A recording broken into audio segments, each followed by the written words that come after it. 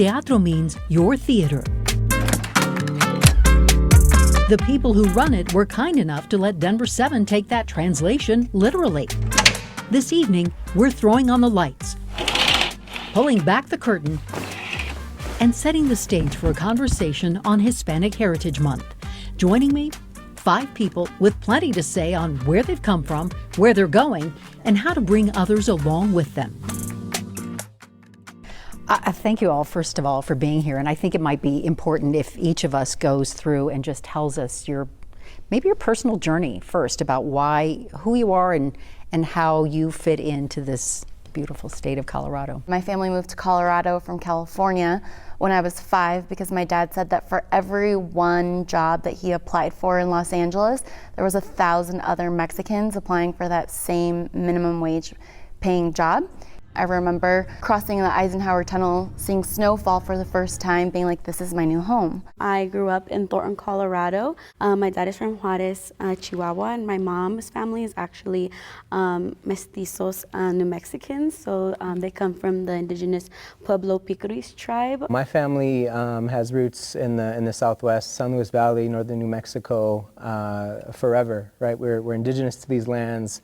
We're colonized in our lands. Similarly, my people were ranchers, they were farm workers, migrant farm workers, they were miners. I'm also the first person in my family to graduate from college, go on to earn a master's degree. My roots are Afro-Latina, Afro-Boricua, which is Puerto Rico. You know, coming from a Caribbean family that, you know, Latinos are every color of the rainbow. We are white, we are black, we are indigenous, we are Asian. I mean, when you think of the food, the music, that richness is diversity and it is inclusivity. I'm a 9th generation Coloradan. My family's histories and roots in the San Luis Valley, date back generations. My family, in moving to Denver, were faced with such racism, and really at that time there would be signs on restaurants and buildings that said no Spanish, no service. So my great-grandparents made the really difficult decision to stop speaking Spanish, and from that moment on in the household no one spoke Spanish anymore. And I think that is something that, as we think about Hispanic Heritage Month and why is this so important, it is about that culture, it is about our history and our legacy, but it's also an opportunity for us to be honest about what has been lost and how we begin to get that back. I think that what's been really sobering for me in my work is watching how Latino and African Americans have borne the brunt, both economically, from a health perspective, the displacement and gentrification pressures that we thought we had a handle on, they all bubble to the surface. And we have such an opportunity, again, to bring that formidable uniting power that we have to really deal with some of the issues that we're... So how do we do that? I mean, those are the issues of today, and whether it was because of COVID or George Floyd or some of the tensions that we saw politically, racial tensions, what is it? How do we move that conversation forward? So I think what we have to do is we have to talk about it from all 3 fronts. The social impact of the day, what we have to do for humanity's sake, what we have to do economically in order to create a better future, and how we are going to leverage our political power. Because I think if you separate any one of those from the formula, I don't think we'll get that progress. But this moment feels different for me because I feel, 1, their generation gets it way better than we ever did.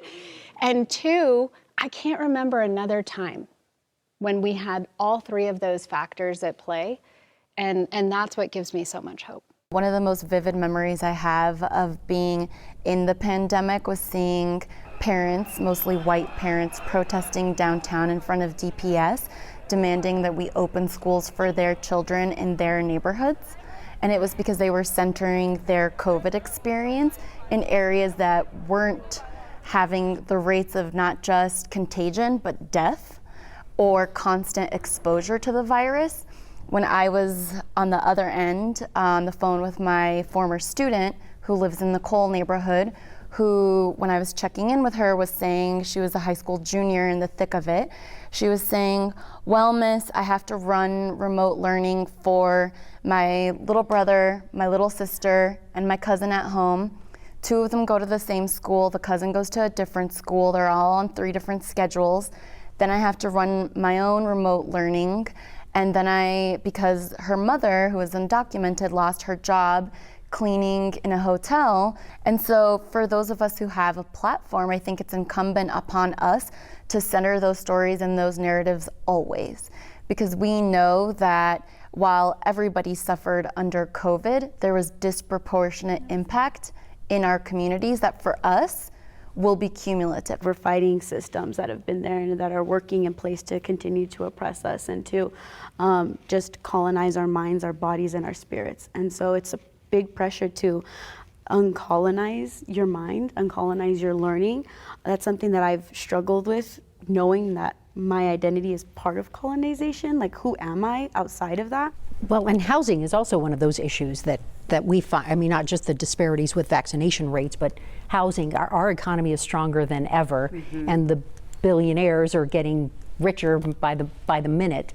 How do we address that issue? We know that home ownership, this government has invested in home ownership since after the Great Depression, and has invested in it because they know that's what leads to intergenerational wealth and opportunity in education, starting your own business, helping the next generation buy their home and perpetuate that cycle.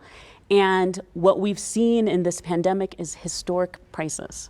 In the middle of a pandemic where people are losing their jobs right and left, we're hitting record home prices, but not for so many people who look like us. So we know we're in a housing crisis. We know that this pandemic is exacerbating that, but I will say we have many of the tools in place that we can take advantage of to roll that back. We just have to be really intentional.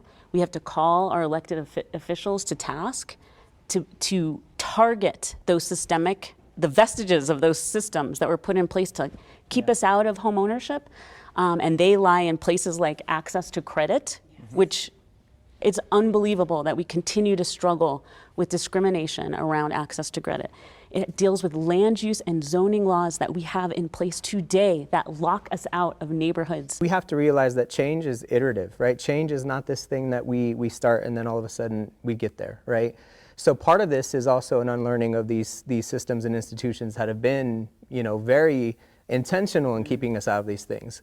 We have to look at the paradox of these neighborhoods in the city that have changed dramatically over the last 10 years, and how those same neighborhoods are the ones that were intentionally redlined, right? Keeping people out of them. Then we saw white flight happen, right? And so we have to understand that, and it's the cliche or whatever, that the system is working the way it was built. And when we talk about what it means to not look at ourselves as a monolith, we also have to look at what collective liberation looks like among people that have been traditionally marginalized.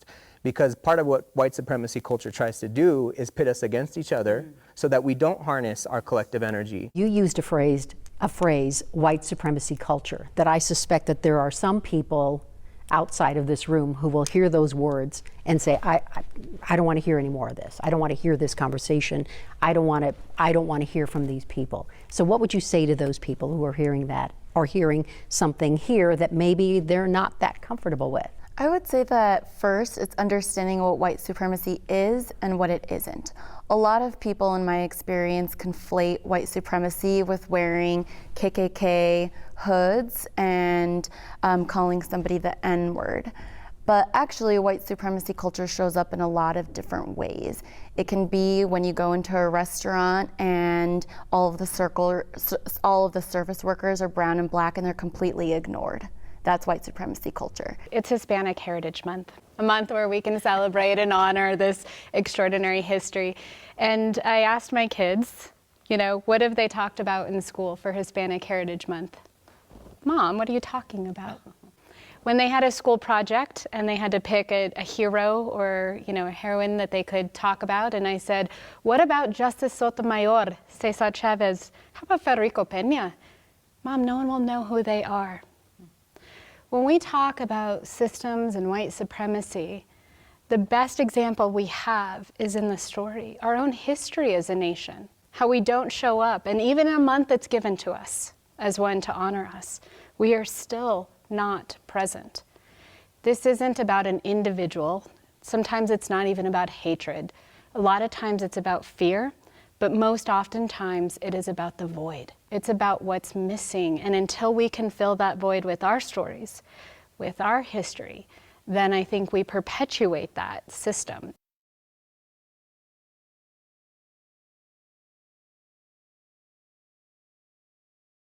I mean, you've heard us talk about all of these issues that have been going on for generations. What kind of pressure does that create for you? Yeah, I grew up in Thornton, so the schools in the area were relatively not high performing in that time, and so I went to school in Westminster, Colorado, which is a predominantly white and affluent area, and so because of that, I just encountered a lot of imposter syndrome and a lot of discrimination.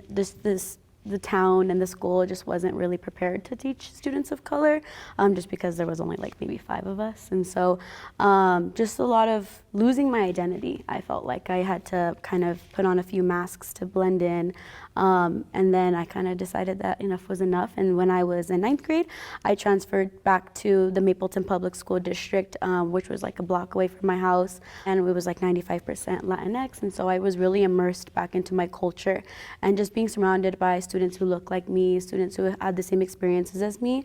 I really found myself. We have to continue to build leaders who are working at a civic level, who are working at a national, even an international level, right? There's so much on this continent that is connected, you know, our identities, rooting them in a more global approach, I think is also, because sometimes I think we get hyper-focused on our neighborhoods, our individual identities, and we don't find the common threads that connect us all. And that's really where I think that we harness that power. It's potential. You know, when George Floyd and everything was happening, I would be on the phone with Chief Payson talking through some really tough issues for the community. We not have 1, but 2 Latino chiefs of police in the Denver metro area today. We have a city council that finally is transformed, and we get La Raza Park. And I see that transformation. I see Angela. I see it. Senator Moreno, I was on a call with him today, controlling JBC dollars, thinking through investments for our community. That is where that possibility and potential come together, and that's the hope for the future, because I see it, I call it the great ripple effect. And it's a change. It's a change because those of us who were lucky enough to make it, to be the only one in the neighborhood that, everybody wants to be in, or to be the one at the, law firm or whatever it is, the older generation was taught, just stay low, because maybe you can bring one person at a time after you. But you know what? It doesn't work that way. Because the system doesn't change by me just making it and possibly bringing someone else. Right. We got to bring all of us to the decision-making power that actually just blows it all up. Oh, there was no luck. It was sacrifice. It was hard work. Some of us assimilated to get there, so we gave up some things, like we let some things go in order to get to that space. I think luck really, at least for me, when I hear that, it really, it takes away everything that was given up, invested into. And yes, maybe I was the only.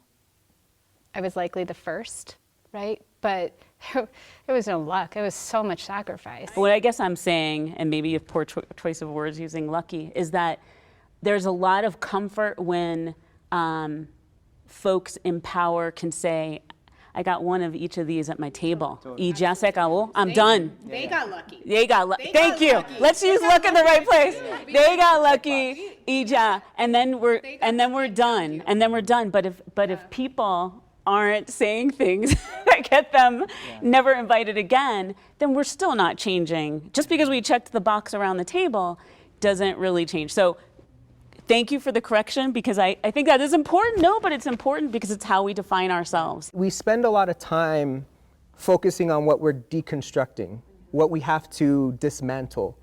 But if we don't spend the time in those spaces of joy, in the spaces of constructing the world that we would like to see, as opposed to, dismantling the one that we don't want anymore, who are we in that space? Who are when we're stepping into our collective power, when we're stepping into who we are, devoid of what they are asking of us, right? And what I love is my talent in art making, in making poetry and in plays and telling stories, that brings me great joy, because it's in the moment I'm in my genius mode. I'm able to produce and create, and that's a very solitary process. But what isn't solitary is what happens when I finish with that, and I can give that to people and watch us rally around who we are, rally around the smiles, rally around the identity, rally around our power. I did hear a lot of hope in this conversation today. I had helped canvass, door knock, and organize for Prosperity Denver Fund, the special revenue fund, to become a part of our city's operating system. 1 cent of every sales tax goes into this fund so that scholarship organizations and wraparound organizations are able to send more kids to college in Denver. And Latina's First Foundation talked about how many thousands of applicants they had and how many scholarships they were able to give. I'm flipping through the booklet, looking at all of the beautiful stories of the scholars who won these incredible scholarships, and I see one name that stands out, Andrea Herrera Zuniga, who is my former student. And I texted her and I was like, hey, are you here? I'm at this luncheon, I see that you got this scholarship. And she said, no, miss, on Fridays I have engineering labs, so I couldn't make it. And I was just thinking about the 3rd grader that she was when she entered my classroom, had just gotten there from Juarez, worked so hard, and her parents are like the best, most dedicated people you'll ever see.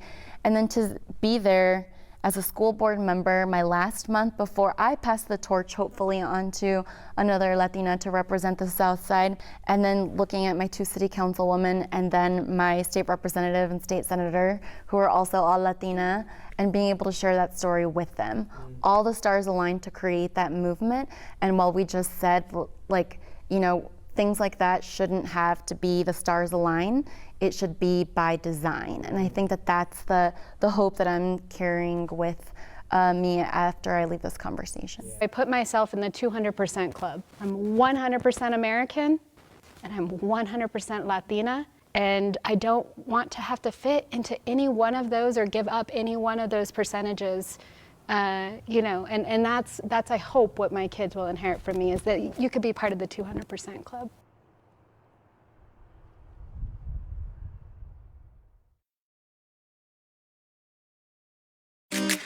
That conversation left us feeling hopeful. And after talking that much, it had us thirsty as well. So we headed to Raíces, a gorgeous, light-filled Latino-owned brewery near Mile High Stadium. Our drinking buddies, owner Jose Beteta and Denver entrepreneur Mike De La Rosa. You two are exceptional at what you do, and I think that we just wanted to talk really about what the future looks like for Latino businesses, and just the impact of the community on your businesses and what you see growing forward. Well, thank you. Yes, I mean, I consider myself very fortunate. I'm, I guess, a 2nd-generation business owner. My father started our Burger King business, Jardel Enterprises, over 40 years ago now. My dad used to always say, is it better to be the boss or the employee? And he'd say, it's better to be the boss, I guess. And some days it doesn't feel that way, I guess. But, Let's be honest. but I just grew up in sort of an entrepreneurial environment with my dad that this is something I always wanted to pursue. I was fortunate to have a lot of great mentors along the way. Many of us in the Latino population don't come from money, so we have to work really hard to get where we are. But there's great opportunity because the numbers don't lie, and it shows that we work hard and we carry a lot of the economy on our shoulders. But there's other areas where we have to kind of close up and being able to know how to work in other ways other than just sweat money. That fortitude, though, I mean, it's one thing to think about, I want to have my own business, I want to have my own family business, but the fortitude, where does that come from that sets you apart from others to say, I am doing this. It's not just wanting to do it and having the fortitude to do it. It's really about people in our community doing things like the Latino Leadership Institute, where we get that great mentorship and you can learn from other people in our community who've accomplished great things and try to help, the next generation along, which is, even as I'm trying to figure it out on the fly, I'm trying to figure out who can I help along, not only in my own company, but other people here in the community. So I also come from a family of business owners and entrepreneurs, and I know a little something about family businesses, right? I mean, it's so true. And the journey for a Latino entrepreneur is so unique, and it's contextual. And oftentimes, one, we work with our family members, could be good or bad, depending on the day, right? But we borrow from our family members, we put our houses on the lines, we really, when we say, sweat equity, heart and soul into businesses, it's so true. Everything I'm doing, I look at it as an opportunity for my family to provide for them, to build a new legacy, maybe have something to pass down someday. So that's really what it's been for me. Is I guess I didn't have maybe the same calling that you had for a brewery or something as cultural. I just saw some opportunities here in our community. In your case, you seized an opportunity to open this place. When we got the opportunity to get this building was in total decay, and it was very dusty. And so what we did is that we brought in our investors in a meeting into this building. There was no water, electricity, there was nothing here. And so we brought them in here, and in that corner, we had a trio of music that started playing as soon as they came in. So we wanted to give them that little bit of a perspective of what this place could transform into. I think what's brilliant about what you've done is you've built business around culture, and I think that is a pathway forward. What we loved about it is that we're putting our Latino culture front and center, as where it has been demonized for so long or put down. We actually kind of opened it up and said, hey, this is who we are. It's beautiful, learn about it. It has so many legs in it, and it's not just for Latinos to come and enjoy it and feel it as their home, but it's for other cultures to come in and partake and learn about it and just feel welcome here, learning about it and just becoming part of it.